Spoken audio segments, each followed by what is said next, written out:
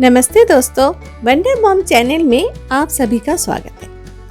आज के इस वीडियो में मैं आप लोगों के साथ फिर से कुछ ऐसे टिप्स शेयर करने वाली हूँ जिसके दौरान आप अपने घर के काम काज बहुत ही जल्द निपटा पाएंगे, बहुत कम समय लगेगा और कुछ ऐसी तरकीब भी है जिसको इस्तेमाल करके आप घर और बाहर दोनों ही बहुत अच्छी तरह संभाल लेंगे।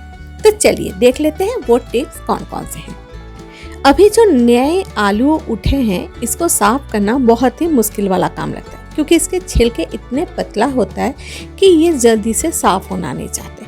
तो इसे साफ करने के लिए एक बहुत ही आसान सा तरकीब है। इस तरह का स्कॉच ब्राइट हमारे घर पे तो रहता ही है, तो मैं यहाँ पे ये नया वाला स्कॉच ब्राइट का इस्तेमाल कर रही हूँ क्योंकि इसे मैं अलग से रख देती हूँ। अब इससे देखिए मैं ये आलू को घिसूंगी और घिसते घिसते इसके जो पतला वाला छिलका है वो बहुत आसानी से साफ हो जाएगा। पहले मैं आलू को थोड़ा सा पानी से धो ली थी और उसके बाद इसे जैसे ही मैं इस तरह से घिस रही हूँ, आप देख रहे हो ये पूरा गंदगी साफ हो जा रहा है। और इसे अगर ज़रूरत पड़े तो एक बार पानी से फिर से धो ले, फिर से एक बार घिसे, जो भी इधर उधर बचा खुचा जो इसका छिलका रहेगा वो भी जल्द से जल्द साफ हो जाएगा। तो देखिए स्कॉच ब्राइट से साफ करने से न तो आपका आलू बर्बाद हुआ और ना ही आपका इसमें बहुत ज़्यादा समय लगा क्योंकि घंटों का समय वाला काम मिनटों में हो गया। ये देखिए अब इसे अच्छी तरह से धो के सब्जी के लिए यूज़ करेंगे। अगले दिन कौन सा सब्जी बनाना है इसका तो एक लिस्ट में बना लेती हूँ। उसी समय मैं कोशिश करती हूँ कि जब भी मुझे कुछ मौका मिले मैं थोड़ा बहुत सब्जी काट के रख दूँ। जैसे मैं यहाँ पे ये पत्ता गोभी को धो के साफ करके इसे काट के एक एयरटाइट कंटेनर में रख दे रही हूँ ताकि अगले दिन जब भी मैं नाश्ते में या फिर दोपहर में सब्जी बनाने जाऊँ ताकि सब्जी जल्द से जल्द बना पाऊँ। और इसे मैं फ्रीज में रख दूँगी। ब्लाउज के ये जो हुक है उसमें आपका जंग पड़ गया है, चाहते हैं कि इसमें जंग ना पड़े। अगर ऐसा करना हो तो जब भी नए ब्लाउज खरीद के लाएं उसमें घर का कोई भी ट्रांसपेरेंट वाला हो या फिर हल्का रंग का जो उसके साथ मैच कर जाए और देखने में खराब न लगे, इस तरह का नेल पॉलिश मैं यहाँ पे इसमें लगा देती हूँ। तो इससे दो फायदे हैं, एक तो इसमें जंग नहीं लगता है और दूसरी बात चाहे आप इसे जितना बार भी इस्तेमाल करें इसका जंग लग के जो ब्लाउज खराब होने का जो चांसेस रहता है वो नहीं होता है। अब है दूसरी टिप्स। अगर मान लीजिए कि जंग पड़ गया है, ऐसा ब्लाउज जिसको धोते धोते जंग पड़ जाती है क्योंकि कभी कभी धोते धोते नेल पॉलिश उठ भी जाता है, तो फिर उस समय फिर से उसे थोड़ा सा लगा ले। और अगर ऐसा देख रहे कि जंग पड़ गया है तो उस समय मैं ये सैंड पेपर से घिस के मैं इसका जंग को उठा दी। अब इसके ऊपर से मैं नेल पॉलिश लगा दूंगी। अब ये लंबे समय तक इसमें और जंग नहीं पड़ेगा। ये काम अगर हम पहले ही करके रख देते हैं तो फिर ब्लाउज खराब होने का चांस नहीं रहता है और इस तरह पैसों के साथ साथ समय की बचत भी होती है। अब चलिए बढ़ते हैं एक और टिप्स की ओर। एक कढ़ाई में मैं यहाँ पे गर्म पानी ले ली। जब पानी उबलने लगे तो उसमें मैं 1 चम्मच नमक डाल दी और इस तरह का बंदा गोभी को पहले धो के साफ करके 2 भागों में काट के मैं इस पानी में दे दी। अब थोड़ा सा इसको उबाल के गैस को बंद कर दूंगी।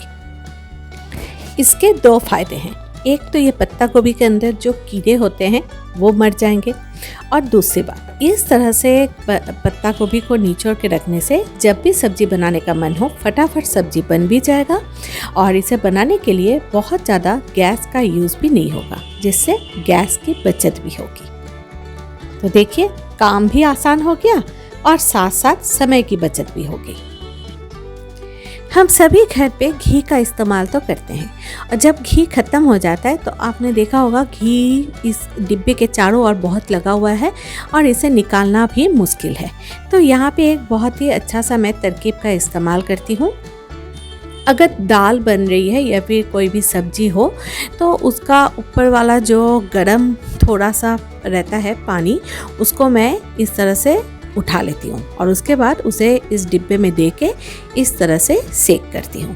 करके फिर मैं उसी डिब्बे का ये जो सब्जी का जो पानी था उसको मैं उस सब्जी में डाल देती हूँ। तो इससे क्या होता है, एक तो गर्म पानी होने के वजह से ये बहुत आसानी से साफ़ हो जाती है। और दूसरी बात, सब्जी का पानी होने की वजह से सब्जी में ही जब ये डलता है तो सब्जी का टेस्ट भी बढ़ जाता है। तो इस तरह घर के घी के डब्बे को फिर अलग से हमें धोने के लिए बहुत ज़्यादा झमेला करने का ज़रूरत नहीं पड़ता है। तो इस तरह से हम छोटी छोटी बचत करके ना ढेर सारे पैसों की बचत भी कर सकते हैं और साथ साथ हमारा काम भी और भी आसान हो जाता है। ये जो घी का डिब्बा आप देख रहे हो, ये हमारे यहाँ पे मायापुर पे मिलता है और ये हाथ की बनी हुई घी है जिसमें किसी भी तरह केमिकल का इस्तेमाल नहीं होता है और जिसके वजह से इसकी खुशबू भी बहुत अच्छी होती है। तो अगर आप में से कोई भी हमारे इधर बंगाल की तरफ आते हैं तो आप इस तरह का घी ज़रूर लेके जाएं और आपको पूरा प्योर देसी घी का टेस्ट आपको इस पे मिलेगा। एक साथ बहुत सारा हरा मटर घर पे आ गया है और अगर आप चाहते हैं कि आप इसमें किसी भी तरह पानी का इस्तेमाल न करें और मटर को छील के इसे फ्रीज में स्टोर करें तो एक बहुत ही आसान सा उपाय है। इस तरह के तकिए के कवर हम सभी के घर पे रहती है, तो इस तरह के पीलो कवर में हम सारे मटर को मैं घुसा दी हूँ छिलके सहित। उसके बाद आप देखिएगा कि इसमें से क्या निकलेगा और जैसे हम रोटी बनाते हैं ना, उसी तरह थोड़ा सा मैं हाथ से इस तरह से उसे थोड़ा सा प्रेस कर रही हूँ। देखिए, जब मैं इसका गांठ को खोलूँगी तो आप देखिएगा कि सारे मटर और उसके छिलके दोनों ही अलग हो गए हैं। तो देखिए कितने कम समय में ही हम इतने सारे मटर को बहुत आसानी से छील के उसे रख सकते हैं और जिसमें थोड़ा सा भी पानी का इस्तेमाल करने का ज़रूरत नहीं पड़ा। तो ये तरकीब आप लोगों को कैसी लगी, ये बात भी आप मुझे कमेंट बॉक्स में ज़रूर बताइएगा। मैं नर्सरी गई थी तो वहाँ से मैं ये धनिए के बीज लेके आई, क्योंकि अगर चाहते हैं कि 12 महीने आपको घर पे ही हरे हरे ताज़े ताज़े धनिया मिले तो उसके लिए आप इस तरह के धनिए के बीज का इस्तेमाल कर सकते हैं। इसको रात को मैं भिगो के रख दी थी एक पानी में और सुबह को इसको छान के मैं, ये देखिए ये एक कप है जिसमें थोड़े बहुत क्रैक आए हैं लेकिन वो दिख नहीं रहे हैं, तो ताकि ये कप मुझे बहुत ही पसंद है, ये इसी तरह रहे तो इसलिए मैं इसमें धनिए को उगाऊंगी।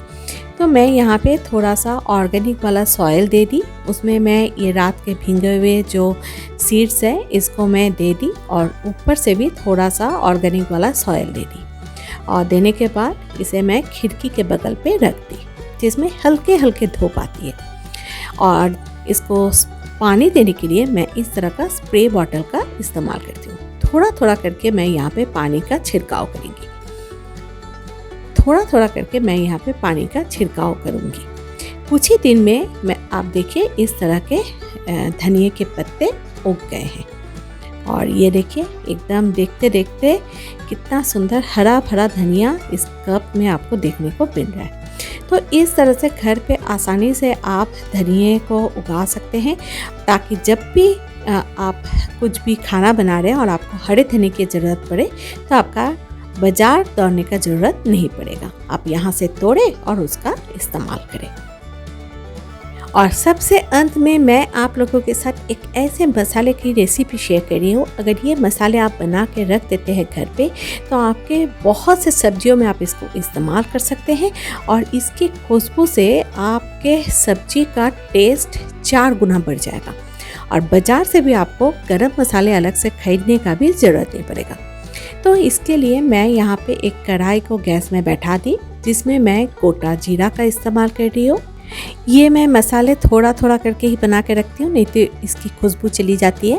और साथ में मैं यहाँ पे लाल मिर्च का इस्तेमाल कर रही हूँ, थोड़ा सा छोटी इलायची, थोड़ा सा दालचीनी, थोड़ा सा लौंग और साथ में कुछ तेज़पत्ते। अब इसको दे के मैं अच्छी तरह से यहाँ पे भून लूँगी। जैसे ही ये अच्छा सा गर्म हो जाएगा और देखेंगे कि मसाले से एक अच्छी खुशबू निकल रही है तब मैं गैस को ऑफ कर दूंगी और इसे मिक्सर ग्राइंडर में मैं डस्ट बना लूँगी। और जब मसाले ठंडे हो जाए तब इसे मैं एक कांच का कंटेनर में डाल के इसे स्टोर करूँगी। और इस मसाले को सब्जी बन जाने के बाद अंत में ऊपर से दे के गैस को बंद करके ढक दूंगी। और ये अधिकतर विदाउट प्याज लहसुन वाला जो सब्जी होता है उसमें बहुत ही ज़्यादा अच्छा लगता है ये खाने में। तो दोस्तों, आप लोगों को आज की ये वीडियो कैसी लगी ये बात आप हमें कमेंट बॉक्स में ज़रूर बताएं। अच्छा लगने पर इसे लाइक और शेयर ज़रूर करें। सब्सक्राइब करने पर मेरी अगली वीडियो की नोटिफिकेशन आपके घर तक पहुंच जाएगी। और डिस्क्रिप्शन बॉक्स में दिए हुए लिंक से जाके मुझे फेसबुक और इंस्टाग्राम में फॉलो करें। अगली वीडियो में फिर से आप लोगों से मुलाकात होगी। तब तक के लिए अलविदा।